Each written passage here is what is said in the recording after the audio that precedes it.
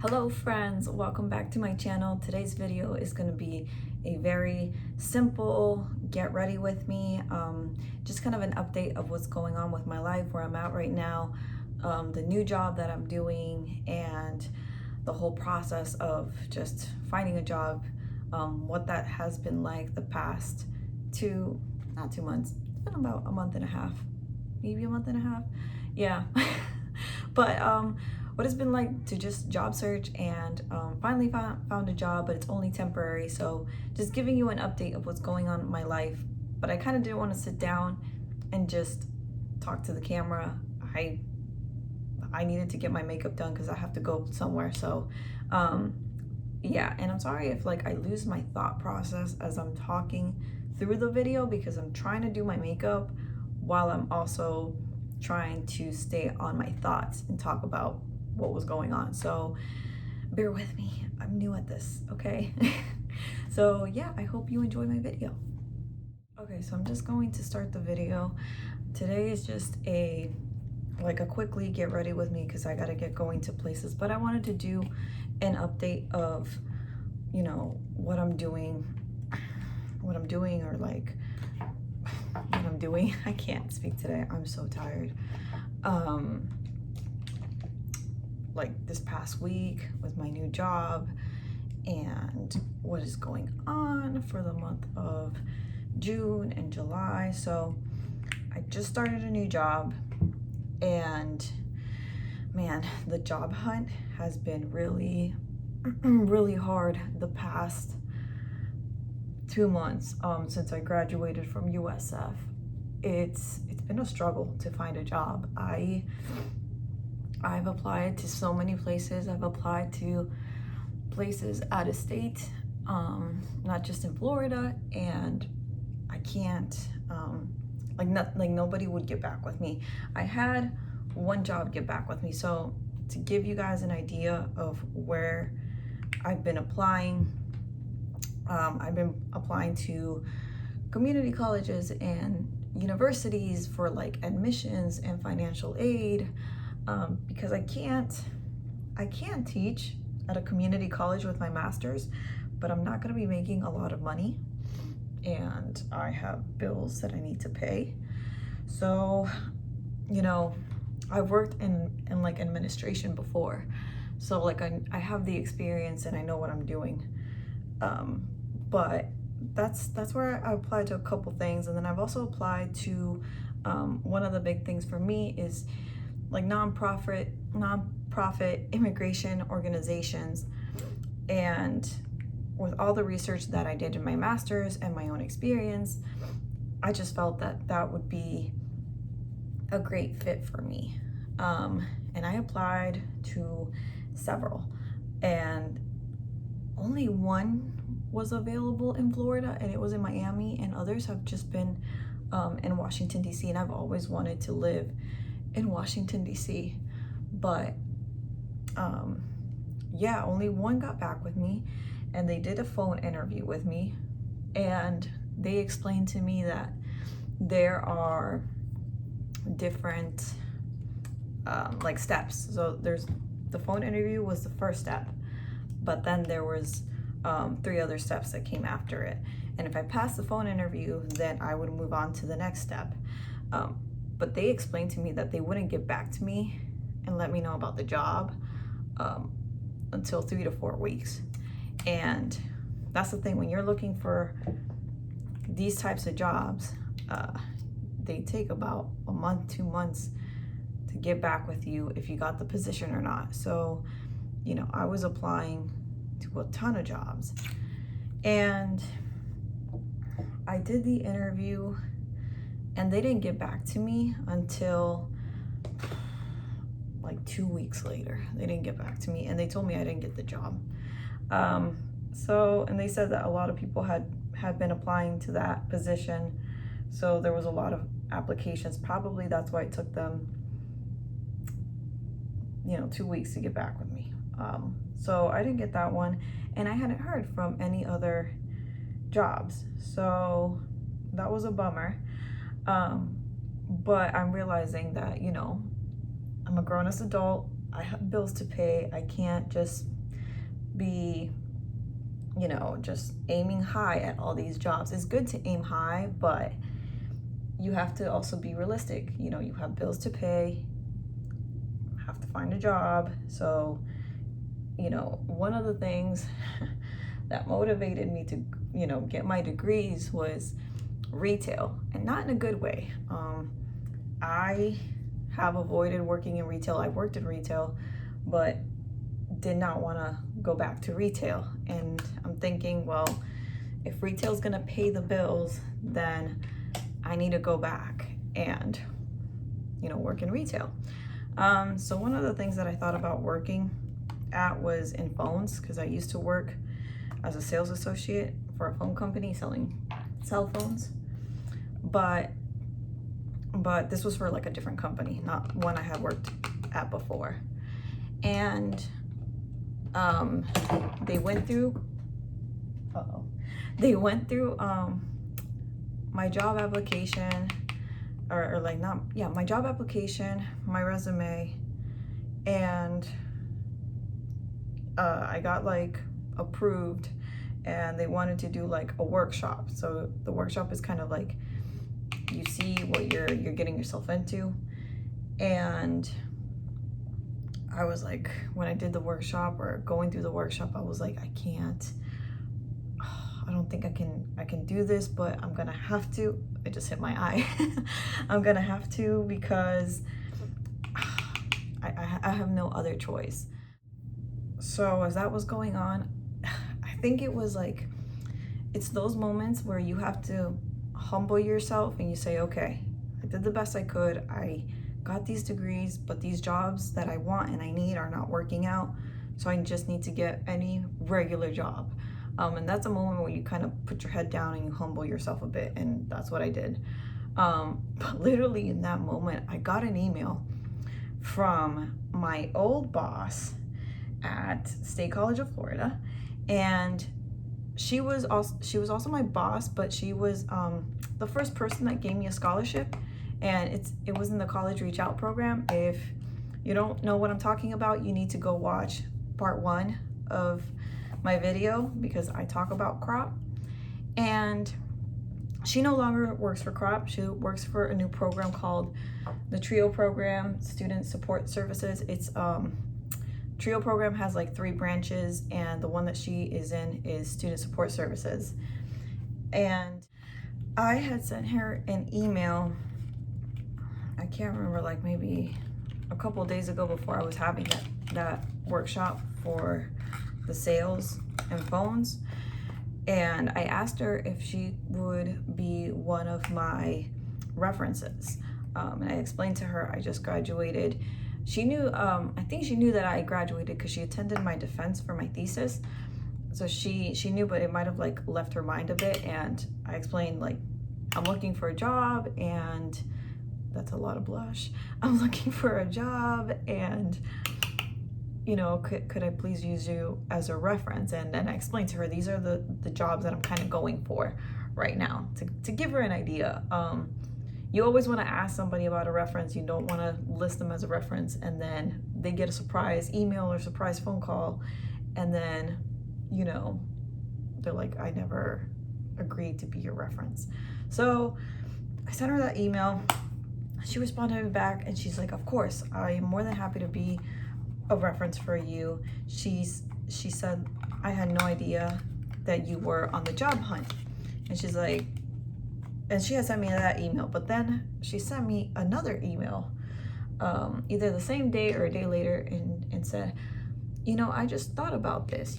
We are hiring for this position, and I think you would be a good fit for it. She's like, but it's only temporary until August 31st.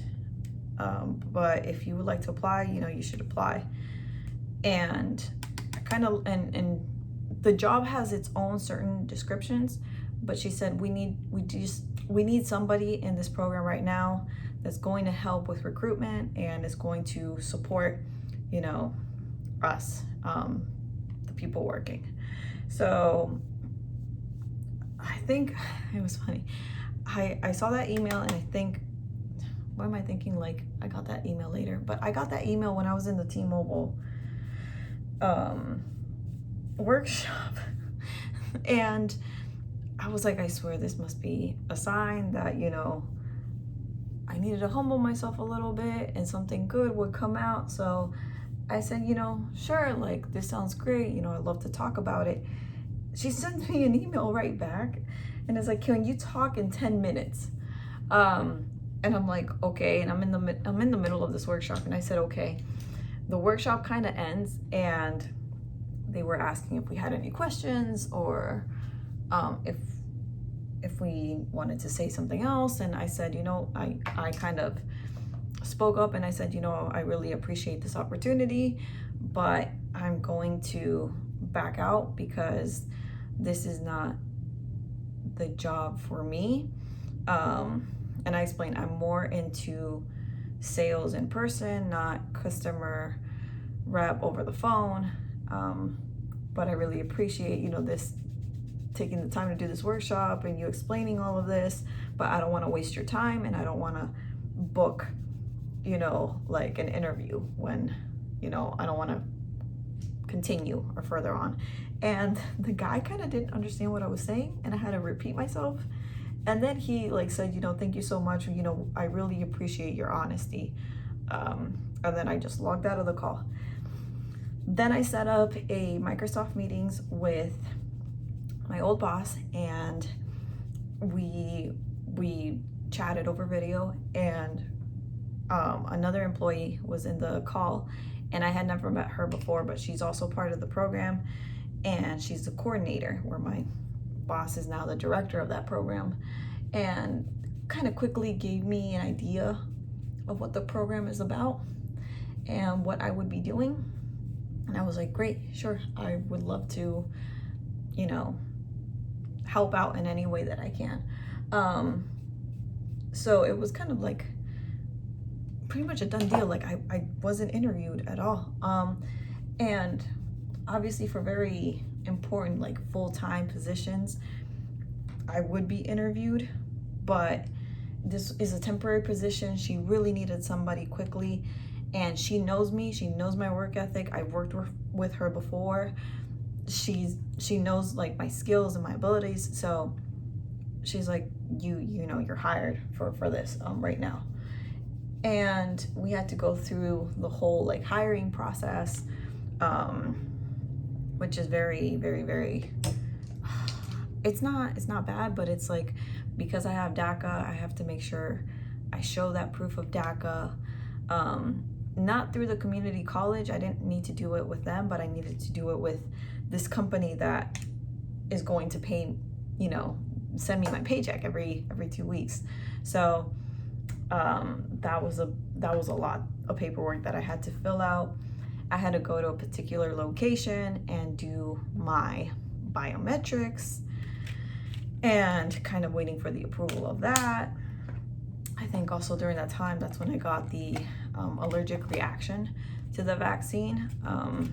And one of the reasons why I wanted to take the vaccine was if I knew that I was going to be back at a community college and be interacting with students, I didn't want to, one, maybe expose myself to COVID if they had COVID or not, I don't know, but also wearing the mask for 8 hours a day. I was just like, I don't want to do this. So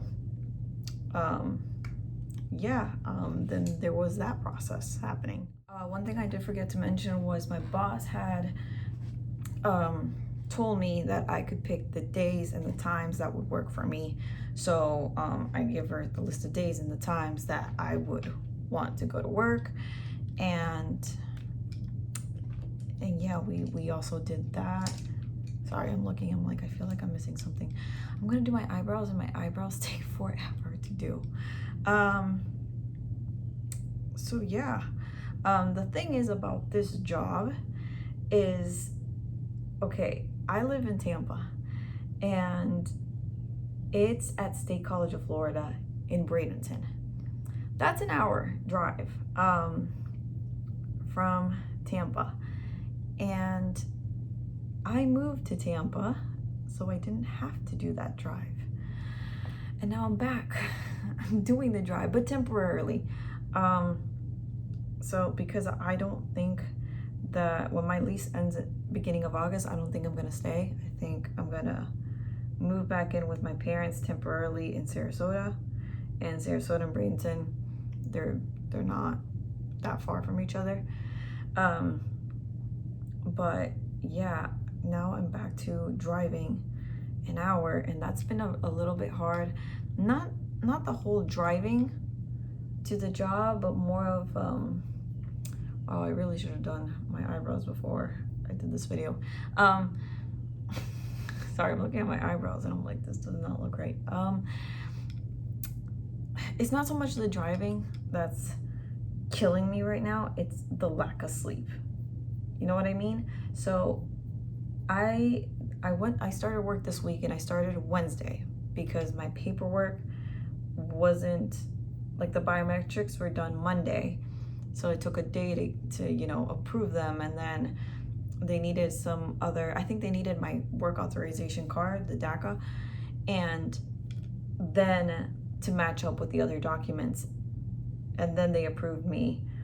So I was approved Tuesday, and I had, no, not Tuesday, Wednesday, and I was there Wednesday because I wasn't sure if I was going to be approved Wednesday or not. They made it seem like I was, but it wasn't guaranteed, so I still went Wednesday regardless. And I was like, if I'm not, then I can just stay at my parents' house and do other things that I need to get done. But I was approved Wednesday, so I started working Wednesday.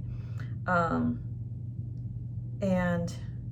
so if you think about it, I get up at 6:30 in the morning, and I have like a quick breakfast. I'm a very simple person with breakfast. Quick breakfast, and then I, you know, take a shower. I do this very, very simple makeup look, and then I have to be in my car, like in it, driving by 8 o'clock. Because if I leave my house after 8 o'clock, I'm not gonna make it to work at 9. So that was really that was really hard. Okay, so I was making it to work on time. Literally at 9 o'clock, I was making it on campus on time. But it was just, okay, the whole day, it's a 9 to 5. I get a 30-minute lunch break, which is nice. But then I'm just exhausted. So then, okay, 9 to 5, rush hour is 5 o'clock, right? And I'm like, I'm not gonna get on the highway at 5 o'clock. That is the dumbest thing that I could possibly do.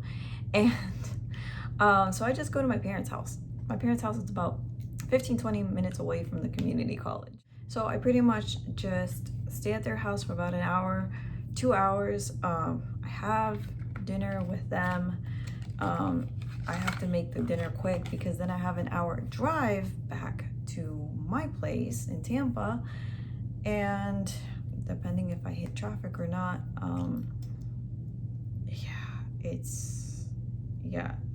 I don't think it's the drive that's kicking my butt right now. I think it's the lack of sleep. So then I get here, depending when I leave my parents' house.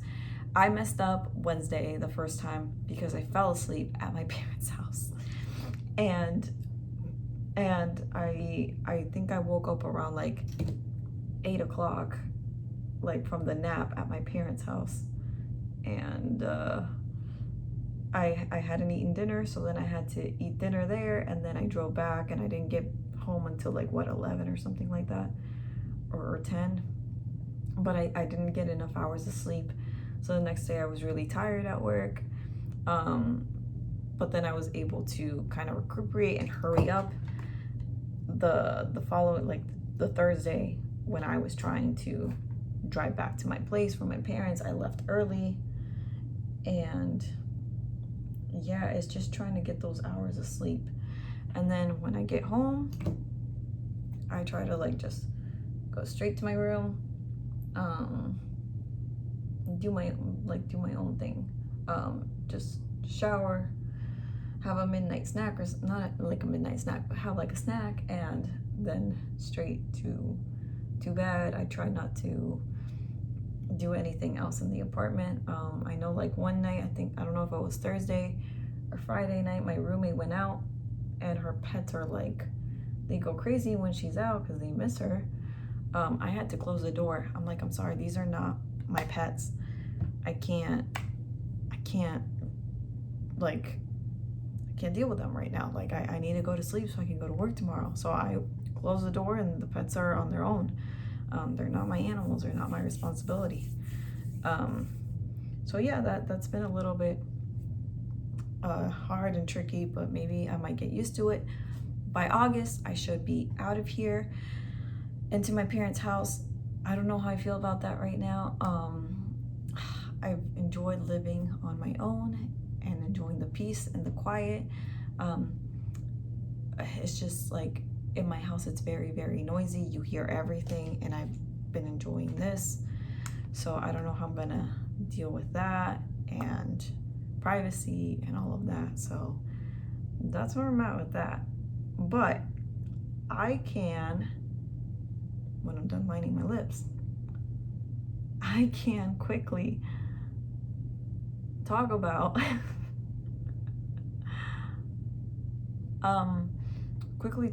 like the program that I'm in. Quickly talk about the program that I'm in, and I feel like I'm missing one step in the makeup. I'm missing the lashes. I'm not putting false lashes. I'm putting mascara. I can quickly talk about the program, but I can't really get into like students and like specific students or anything like that. I can kind of talk about what the program does and my role until the end of August. So basically this program, okay, the best way I can explain this. So if you remember from part 1 of my video, the college reach out program, it was geared towards students that were in high school that were low income, first generation students that fit the statistics of not being able to go to college. So that program is geared towards them to help them go to college. Now the TRIO program is geared towards the students already at the college who, I've seen this happen a lot where students just drop out of college and you're like, why are you dropping out? Like what's the problem? And there's many issues. It's either they're financially got messed up, or they messed up financially in a certain way, or they aren't getting the right advising for the certain classes that they need to take, or they need tutoring and they don't know where to go, or are afraid to ask to get that help. There's so many factors of why certain students drop out. Personal reasons, life happens, and they just drop out, but they don't have that conversation with somebody of, this is going on and I need help. So this is what this program is for. It's geared towards first generation, low income, and students that have a documented disability. And one of the things that it breaks my heart a little bit is it's only for US citizens. So imagine someone like me who would have been in community college and I wouldn't needed some certain help, I couldn't be part of that program. So that's why the program's a little bit more geared toward those students, is because they run on basically not federal aid, but money from the government. So the government funds the program, and government funds have to go to US citizens, not to undocumented or DACA recipients. So it makes sense. But the thing is, the program, it kind of guides those students whenever a new student wants to come into the program. They do an application, and then they are interviewed by the director and the program coordinator. I don't interview them. My title is called Supplemental Instruction Specialist. But I sat in on an interview and I kind of see how it goes. It's very informal, and it's kind of asking them like, what do you need help? Where are you in your degree? You know, how can we help you to succeed and to get your degree? And then that's when the students start kind of opening up, like, this is what I need help in, or this is where I'm struggling in. So I think this is a great program. When my boss had told me about this, I was like, this is an excellent program. I didn't jump to the opportunity just because, oh, it's a job, but I was like, this makes a lot of sense. I remember doing my associates, and a lot of my classmates didn't finish with me, and these are the reasons why they didn't finish. It's, you know, life happened, or they messed up the financial aid, or they were the ones that were making their own decisions about the classes that they needed to take, and they weren't going to advising, and they thought they knew it all and they screwed it up. So I think that this program is perfect for that, and I'm really excited to be part of it, even if it's only temporary.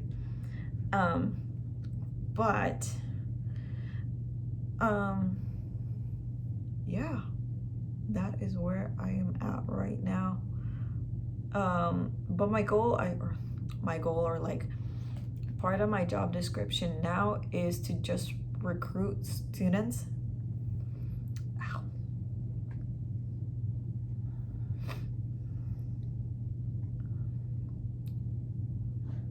So part of my job right now is just to recruit students, and by August 31st, we have to recruit. Oh my God, I'm sorry. The kids are screaming outside. I thought I could film without them screaming. We have to recruit about 140. So that is where I'm at right now. It's kind of hard to recruit when not a lot of students are on campus. And, you know, we're in a pandemic, so I have ideas, and, you know, we're working on it, so I think we'll be able to recruit a lot. I don't know if we'll be able to do 140 by the end of August, but we can try. Another thing that I kind of wanted to mention is, it's because I'm working a 9 to 5, it's been so hard to record videos for YouTube. When I got the allergic reaction to the vaccine, I was supposed to record part 2, and that didn't happen. So instead, I grabbed my phone and started recording that whole transition of the vaccine, of me getting that allergic reaction. So at least, like, that's going to, or that video should be up before this video. But yeah, it's just been so hard, because if I'm working 9 to 5, when I get home, I'm so exhausted, and the job is, my dates were Monday through Thursday, and I wasn't gonna work Fridays. But if I'm getting the hours, or she's giving me the hours, then I might as well take them.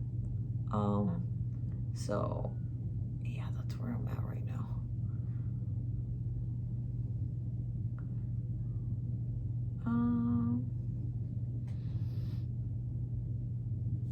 And then I'm trying to think.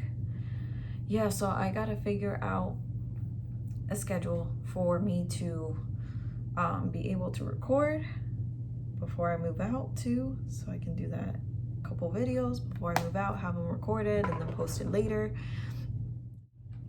Yeah, I gotta figure out, like, it would have to be Saturday early in the morning. I almost ate my lipstick. Saturday early in the morning, or Sunday. I wanted more Sunday to, like, edit and post it, because apparently posting takes a while. Yeah, but, and then it has to be Saturday in the morning, because I'm realizing Saturday during the day, there's little kids outside screaming, and you can literally hear it through the video. So I can't film if there's kids screaming outside. And I didn't think today, it was kind of quiet, so I thought the pool was closed, but I hear kids screaming. So hopefully you guys didn't hear that at all, but it's hard. So I would have to film Saturday in the morning to get these videos done and out. But yeah, trying to figure out how to do this, how to balance it all. It's different because now I'm not in school anymore. I'm so used to being in class and reading and writing and grading, and now I'm not doing that. So this shift, it's been hard to get, you know, get used to this new shift of work, 9 to 5, and then driving an hour and back. Crap. So yeah, that's where I'm at with this right now. And then it kind of sucks, I can't really record at work. I would also love to do you know, like a vlog or what I do in the week, but I can't do that because I can't really record what I'm doing at work. So yeah, I'll figure it out. It should be good.